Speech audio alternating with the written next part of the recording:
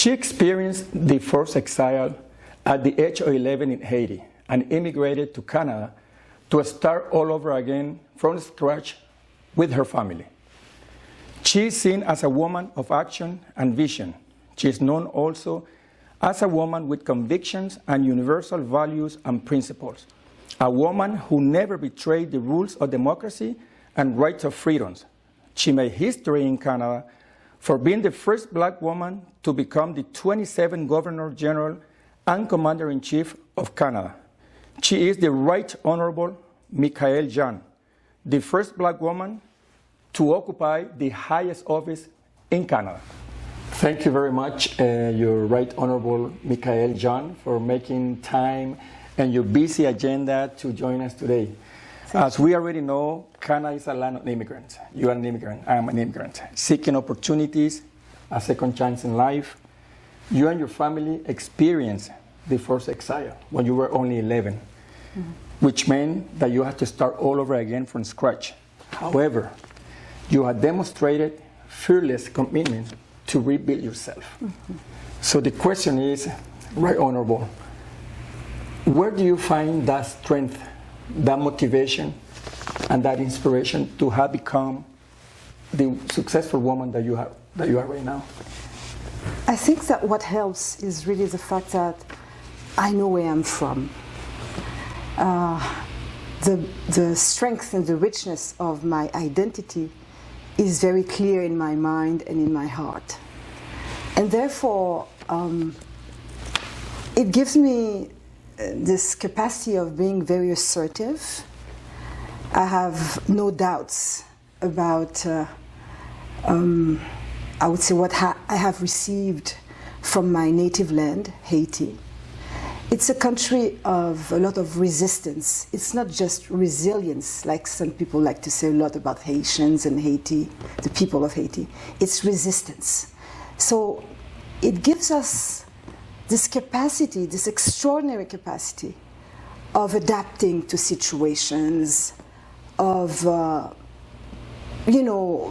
finding the right energy to confront, I would say, challenges and adversity. We make adversity a strength. So, of course, we had to flee Haiti under the dictatorship of the Duvalier regime. Yes. My family wasn't the only one. We were thousands forced to flee the repression, the violence, also a regime that was very predatory. So a lot of people were dispossessed. The misery that you see had also some political reasons. Sometimes, people make a difference between political refugees and economic immigrants or migrants. The two can go together because a regime can be predatory and repressive at the same time.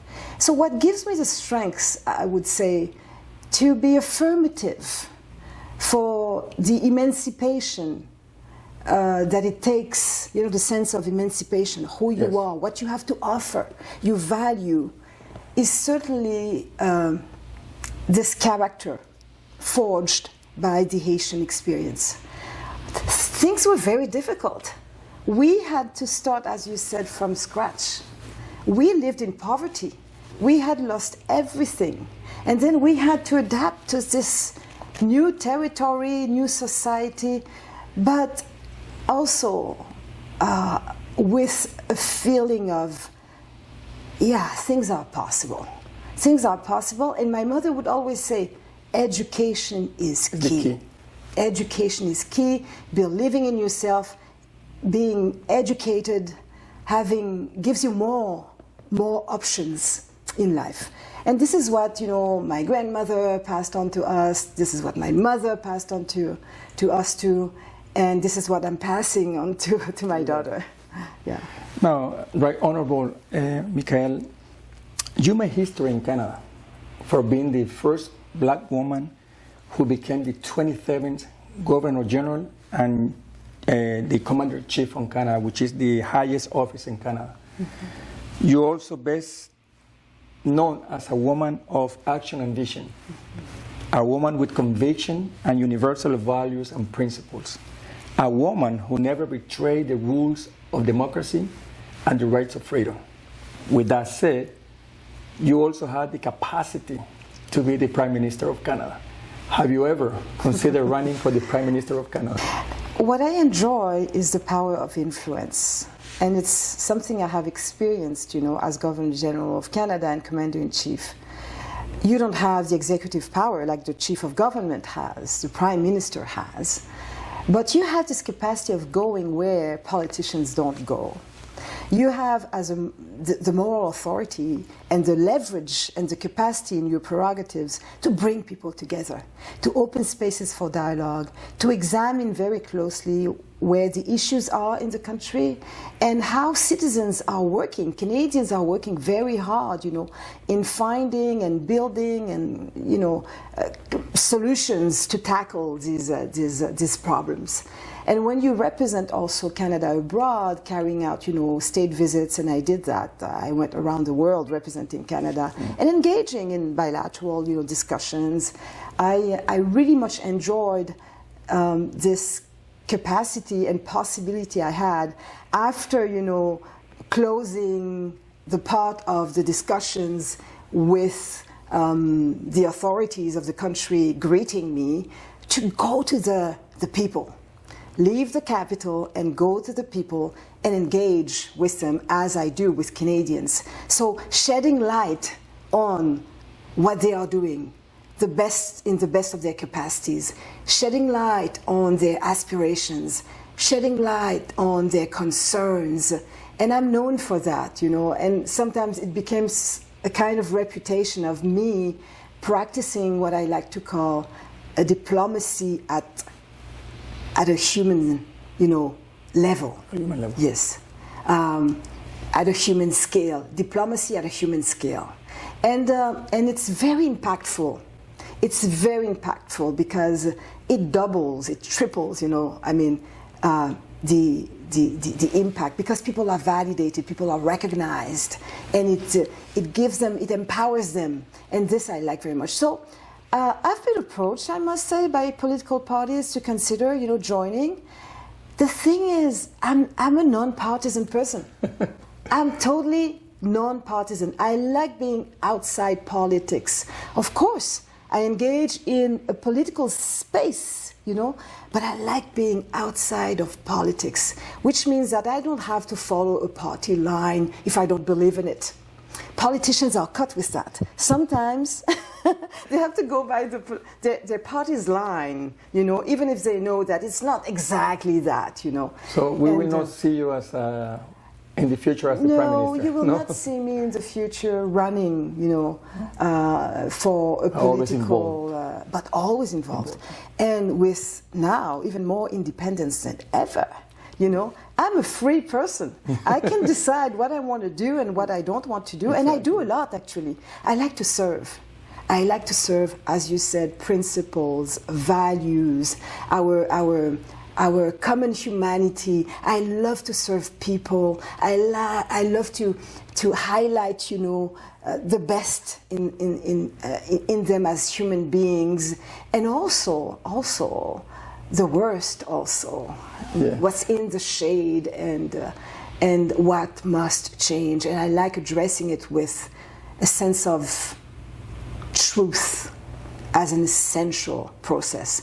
Truth that requires courage and boldness. Yeah. Yes.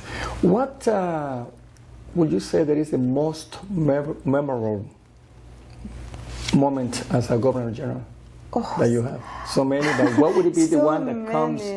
So many. First, I think what is interesting with Canada is how we're always looking for solutions. We don't shy away from the problems. We address them. There are things, for example, that I was able to do, and it's part of the Canadian experience, that would not be possible, for example, in the United States. I see. To have, for example, a Canadian black you know, a national Black Canadian summit where we address the reality of systemic racial discrimination. It's still happening in Canada. As boldly as we did. Yes, it is still a problem in Canada. We don't come unscathed, you know, from colonialism. You know, there's a legacy that comes with it. You know, that idea that, you know, of the supremacy of the white, you know, of white supremacy. It is still there. Yeah. Some people are still there. So, and we did it in a very inclusive way. The summit. We had decision makers coming. We had policy makers there. We had like lawmakers, representatives of the major institutions in the country, people from the private sector, listening and sitting with representatives of the Black communities, saying, "This is a problem. This has to change." So it was and yes, because exclusion creates a deficit for all in a society. Exclusion creates a deficit of energy, synergies, participation, ideas, perspectives, solutions, you know. It creates a deficit of democracy and, of course, a deficit of growth and development. So this is why, you know, when we address the matter, the issue of racism, systemic racial discrimination, or exclusion, we're talking about, you know, addressing a deficit that, you know, impacts society as a whole. Yes. Okay. Well, you Right Honourable Michaelle Jean, I want to say thank you very much again for giving us this little time of your busy agenda. I want to say thank you on behalf of all the Latin American community across Canada for the excellent job that you did as Governor General and Commander-in-Chief of Canada. I want to say that I wish nothing but blessings for you, your family, and your birthplace, Haiti. Hopefully they will come up and Muchísimas gracias. Go. Yo lo quiero decir en español, porque hay entre los países, you know, latinoamericanos y Haití, hay una historia extraordinaria. Como Haití ha participado en las expediciones también de Simón Bolívar. sí, Hemos contribuido muchísimo. muchísimo. Con lo poco que teníamos, Sí.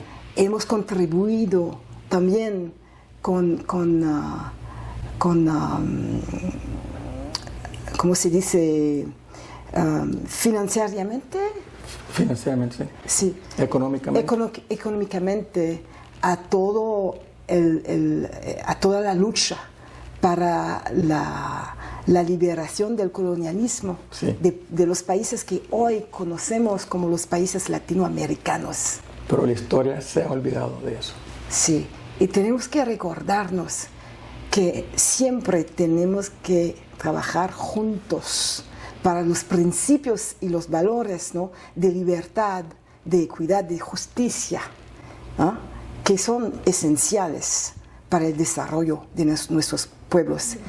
Y con eso viene también la memoria, a reconocer de dónde venimos, de qué historia y los que hemos cumplido, todo lo que hemos cumplido. Muchísimas gracias. Muchísimas gracias. I also want to take this opportunity also to wish you a happy holidays and the best for 2023 to you and your family. To you too. The best Thank to you too. again. Thank you. See you next time.